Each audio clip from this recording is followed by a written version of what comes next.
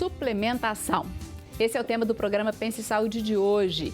E para responder as nossas perguntas estão conosco hoje o nutrólogo e nefrologista Dr. Alexandre Dias Pinto Coelho, o endocrinologista Dr. Hamilton Junqueira Júnior e o nefrologista Dr. Alexandre Carvalho Pinto Coelho.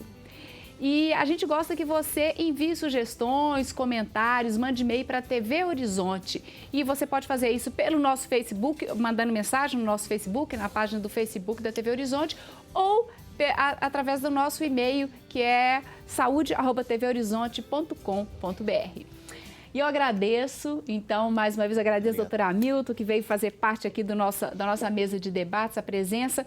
E a gente estava no bloco anterior falando sobre as proteínas, e eu finalizei, interrompi o doutor Alexandre, que ele ia fazer uma analogia quando o excesso de proteína, o que poderia gerar no rim, e você ia fazer uma analogia, não é isso, doutor Alexandre? Sim, como o excesso de proteína pode aumentar a taxa de filtração glomerular, fazer o que a gente chama de hiperfiltração, né? Isso é o mecanismo inicial, por exemplo, da nefropatia diabética, né?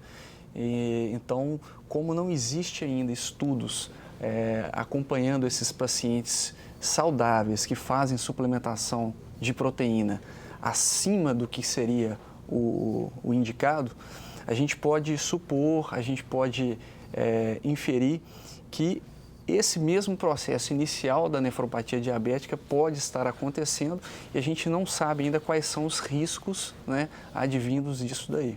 E nem o tempo? Nem o tempo. Nem o tempo, né? Porque... Se for seguir a mesma analogia da nefropatia diabética, geralmente são necessários aí cerca de 15 a 20 anos para ter uma nefropatia instalada e já perceptível clinicamente, né? Mas a gente... No caso da proteína, ainda os estudos futuros é que vão nos mostrar isso. Vocês falaram muito a quantidade adequada. O que vocês hoje em dia consideram, doutor Hamilton, uma quantidade adequada de proteína no nosso dia? Ingestão adequada. Sim, boa noite a todos. É um prazer estar aqui de volta. Essa questão da suplementação hoje, essa coisa está muito viva no nosso dia a dia, né, Márcia? Você, mais do que nunca, como nutricionista, né, você sabe muito bem isso, da questão do abuso do que está tendo, essa questão dessa proteína, desses suplementos de todos os tipos, né? Na verdade, o nome, o suplemento já fala isso, é uma suplementação, é um algo a mais, né? Quer dizer, então, se a gente não controlar adequadamente essa quantidade de aporte de proteína desses atletas, desses pseudo-atletas, desses praticantes de atividade física, realmente isso aí nós vamos ter um problema, como o doutor Alexandre está falando. Né? Você perguntou a respeito da quantidade de proteína. A gente aprende desde o primeiro ano de medicina que quando a gente vai fazer uma dieta balanceada, que a maior parte da nossa dieta, né, nós temos aqui o nutrólogo, é carboidrato. Uma parte de gordura e uma parte de proteína. Né? Mas o que a gente está vendo hoje com a suplementação é exatamente a inversão disso. Nós estamos tendo um excesso de proteína no nosso dia a dia, não só na forma de alimento, né? Porque é o mais importante. A gente quando mexe com o atleta em si, muitos acham que o mais importante é o suplemento, não, o mais importante é o alimento. Né? O que o alimento não deu conta, por isso que né? chama-se suplemento, ele vai suplementar alguma coisa. Né? O doutor Alexandre até tinha citado isso, porque originalmente os atletas realmente precisavam suplementar o que a alimentação não dava conta. A suplementação surgiu para atletas de alta performance, né? Pessoas tinham que comer 4.000 calorias por dia, não conseguiam comer aquilo e suplementavam.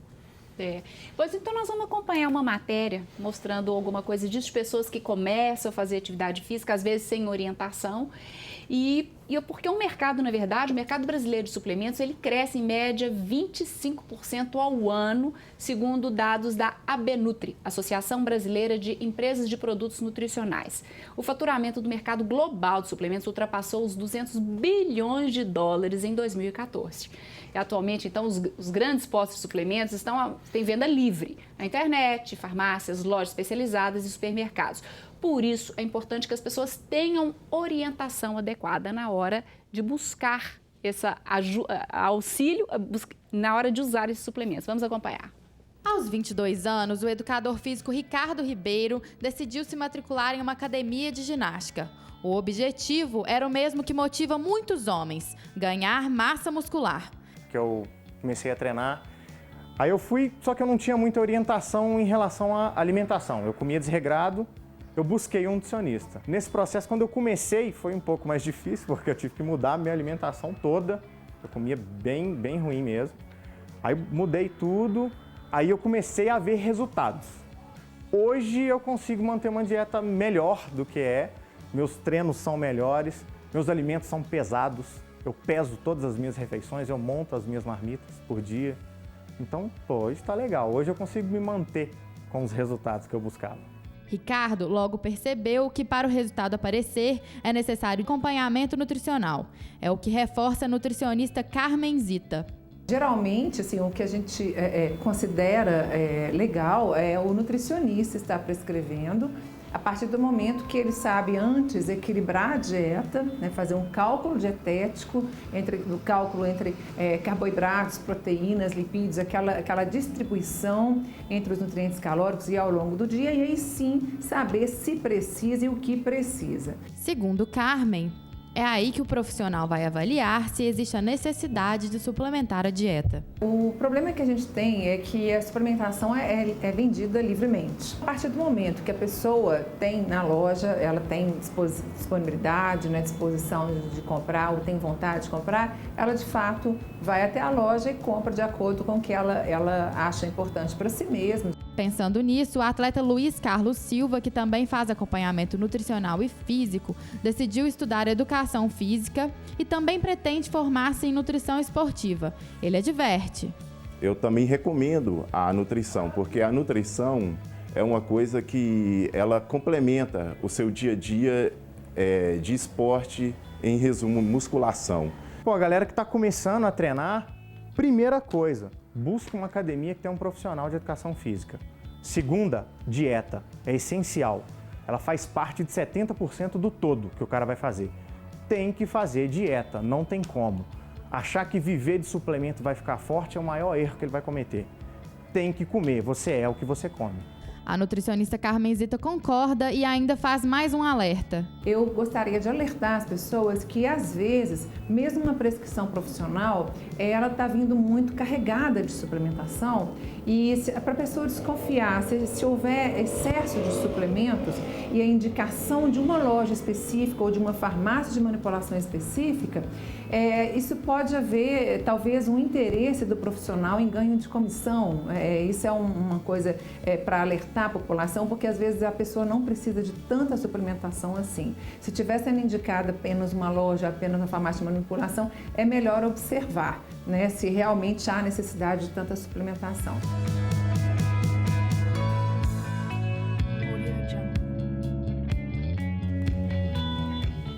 Você levantou uma coisa séria aqui. Só que eu até gostaria de salientar, a Carmen Zita, a nutricionista, ela fez o mestrado dela, a preocupação dela exatamente com o excesso de suplementação, o mestrado dela foi centrado no excesso de proteína, no excesso de suplementação e excesso de proteína no alimento, com resultados bem parecidos com o que vocês estão dizendo aqui. Eu queria só fazer um comentário. Eu gostaria que todos comentassem. Vamos lá, doutora Hamilton. A Carmen Zita já está no mercado há muito tempo aí, né? A gente escuta muito o que ela diz, ela é uma nutricionista de propriedade. Ela foi muito feliz em colocar isso. Então, uma coisa que a gente está vendo muito no consultório, por exemplo, eu trabalho muito com atleta no meu consultório, trabalho muito com essa parte de suplementação, enfim. A que custo essa suplementação, né? Que você falou a respeito do rim, né? Agora falou, não, eu estou tomando suplemento, então agora eu estou conseguindo meus resultados, né? O atleta. Mas a que custo isso? Porque não tem nenhum livro de medicina que ensina, não tem nenhum livro de nutrição que ensina esse uso de suplemento. Aquilo é tudo feito autodidata. Ele pega do colega, ele pega da internet, ele escuta falar, ele vai no balconista da loja, a loja fala, isso aqui é bom, isso aqui é o melhor. E a maioria dos suplementos hoje, para vender no mercado, estão extremamente concentrados. E quando a gente fala suplemento, é bom que a gente fale o seguinte, suplemento não é só proteína. A gente tem suplemento que tem, e não é só com indicação também de ganho de massa muscular. A gente tem suplemento que a gente chama de pré-treinos, a gente tem suplemento que a gente chama de repositor, a gente tem suplemento que a gente chama de pós-treino, a gente tem hipercalóricos. E a maioria das pessoas não tem a mínima noção, e a maioria dos profissionais também não tem noção disso. Né? Então, a gente, quando entra numa academia, um praticante entra numa academia, ele tem que saber 3 coisas hoje em dia. Que dia que começa, quanto é que é a inscrição e que suplemento que ele tem que tomar. Como se fosse obrigatório ele tomar algum tipo de suplemento. Isso não é assim. Nós temos que avaliar isso, né? E não é só a questão renal também que está sendo forçada, não. Existem muitos suplementos que têm uma sobrecarga cardíaca, existem muitos suplementos que ajudam, que acabam bloqueando até a função gonadal. Tem suplementos também que são à base, são hipercalóricos. Certo. Então, pacientes, por exemplo, que têm um risco, uma resistência insulínica, um risco de um diabetes, tomando hipercalóricos, tomando suplementos à base de carboidrato de absorção rápida, de carboidrato de absorção lenta. Então, assim, a gente fica muito assustado hoje em dia, porque a Carmenzita, como disse, ela está brigando por isso, mas, infelizmente, a gente vê muito isso na área de nutrição. Muitas nutricionistas hoje, muitas, não são poucas, elas... não tem nada contra, mas elas estão achando que elas são médicas. Elas estão prescrevendo, elas estão pedindo exame, elas estão, inclusive, prescrevendo até anabolizantes, testosteronas, géis. E ela falou com muita propriedade a questão das farmácias. As farmácias aceitam isso. O volume hoje de uso e abuso de suplementos, de uso e abuso de anabolizantes na farmácia de manipulação é altíssimo. E a gente tem que comentar o seguinte, não quero me estender muito não, que eu quero ouvir os colegas, o seguinte, mas é uma coisa que puxa muito a língua da gente, é o seguinte, quem controla isso no Brasil? O Ministério da Agricultura. Não é Saúde, não é Anvisa. Esses suplementos entram sob o selo do CIF. Não é Anvisa? Não, de jeito nenhum. Entra como alimento, suplemento. Certo. Então, eles colocam ali o que eles querem. Né? E a farmácia de manipulação hoje em dia, como inclusive por culpa até da proibição de vários medicamentos anti-obesidade, há algum tempo atrás, começou a crescer muito a manipulação. Muitos medicamentos desses são usados manipulados para tratamento também da obesidade, que é uma forma também de melhorar esse condicionamento físico, é perder peso. Né? Então, hoje em dia, a gente tem centenas e centenas de nutrientes aí que são vendidos, prescritos por nutricionistas, por biomédicos, por farmacêuticos, por personagens, e as farmácias estão aceitando isso. Então, assim, acabou o ato médico nessa área. A gente fica muito preocupado com isso, porque a questão das funções orgânicas que estão sendo cada vez mais sobrecarregadas nisso. Agora, tem uma legislação nova, inclusive, para alguns tipos de suplementos manipulados em farmácia, principalmente relacionados a fitoterápico, que o nutricionista, para poder prescrever esses manipulados, ele terá que fazer ou uma pós-graduação, um mestrado, ou mesmo uma prova como vocês médicos fazem. Então, isso também existe um controle já em cima disso que parece que vai... A lei existe, o problema é a fiscalização, né, Márcia? A gente sabe que não funciona assim. Ela foi... A lei ainda não está em vigor. Né? Eles deram um tempo exatamente para os nutricionistas poderem se habilitar a fazer isso. Mas daqui a pouco a gente continua e vocês vão comentar a reportagem que a gente viu nesse próximo bloco. Mas é porque aí o bloco já finalizou, mas daqui a pouco a gente volta. O intervalo é rápido, não saia daí, voltamos daqui a pouco. Então.